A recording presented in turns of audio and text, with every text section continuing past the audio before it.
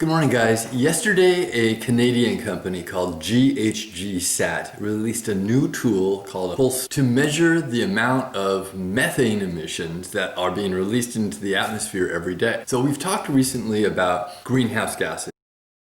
Let's look at a greenhouse. Let's start with an old cookie box. This box here used to have Halloween cookies in it. I probably shouldn't be having a cookie for breakfast.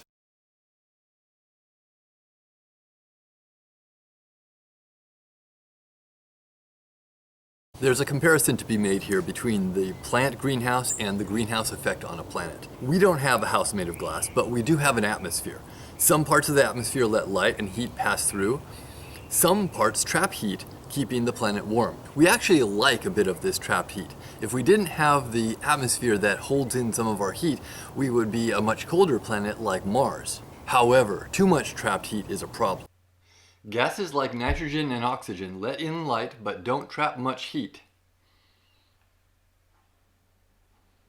The greenhouse gas methane lets in light but also traps heat in the atmosphere. The greenhouse gas carbon dioxide traps a lot of heat in the atmosphere. Oxygen and nitrogen are the two most common gases in our atmosphere.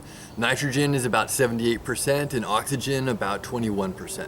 That adds up to 99% of the atmosphere is gases that are pretty much see-through in effect. They let the sun's light through and they don't hold on to the heat. Then in smaller concentrations we have greenhouse gases. Let's focus on the top three. We have water vapor, H2O. Water vapor occurs naturally. It's part of the water cycle. It's part of life processes. It's part burning things, but for the most part, it's a natural part of our environment and there's not much influence we're gonna have on that. The second big one is carbon dioxide. Now this is the one we have the most control over. Carbon dioxide does occur naturally. I'm breathing out carbon dioxide right now as part of a life process. It's released from any type of burning of natural sources. It's also released from volcanoes. Volcanoes release 200 million tons of carbon dioxide into the atmosphere every year. Now, if you think that's a lot, humans burning fossil fuels like gasoline release 24 billion tons of carbon dioxide into the atmosphere. That's the one we have the most chance of having an effect on. The next greenhouse gas I want to focus on is methane, and that's the one that brings us back to the tool of the day, the pulse tool. Methane is something, it's also created naturally. So we have methane coming from decomposing plant matter. We have methane coming from cows that are digesting food, and we have methane that comes from part of the processing of oil and natural gas and coal. When oxygen and nitrogen are hit by the sunlight, they are a molecule of two atoms of either nitrogen or oxygen, and they get hit by the sunlight and boom,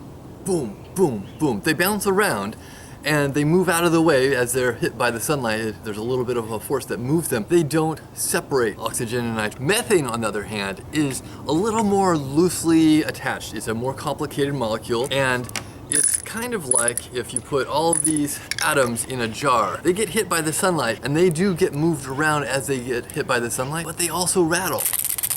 And as they rattle, that's the absorption of the heat, absorption of the energy from the sunlight. That absorption of energy stays with them for a while, and eventually it settles out and it spreads out to other molecules around them. This is the way that these molecules hold on to the heat from our atmosphere, from the sunlight in our atmosphere. This new tool from the GHGSat Pulse is going to help us identify where the methane gases are most coming from. If we look at California, we're going to see a few hot spots where there's a lot of methane. And why is that? Well, one of the main ways is from oil and gas production. The other way is from cows. I want to talk about cows for a minute. How do cows make methane? Well, first of all, cows eat grasses. Grasses are foods that are high in cellulose. It's a structure that is really good for building grass, but it's really hard for animals to digest. In fact, you and I, if we ate grass, it would just go through our system. We wouldn't digest it at all. But cows have a secret weapon. It's a little microbe in their gut that helps them break it down. The cows can't actually break it down themselves, so they hire somebody to do it for them. These microbes in their gut will break down and decompose the grasses and release methane as an extra, and as a byproduct, as something that they don't need. It's a waste product. That's something that the cows burp up and it will go out into the atmosphere. Anything that's not digested will come out as poop, as what we call manure, and then other microbes will work on that, breaking that down and releasing more methane into the atmosphere. So cows are actually a pretty significant source of methane, and the more we eat hamburgers, the more that we are contributing to that methane production. Rotting plants in landfills also contribute to methane release for that same reason, because they're rotting and microbes are breaking it down and sending methane into the atmosphere. Decomposers, and as microorganisms break them down, some human farts contain methane too. That's all for today, guys. Have a good day.